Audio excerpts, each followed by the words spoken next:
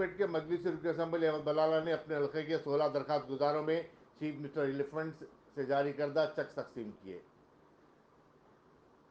इनकी मालियत 6,82,000 रुपये थी। इस मौके पर मजलिस कारपोरेटर्स और कायदीन भी मौजूद थे।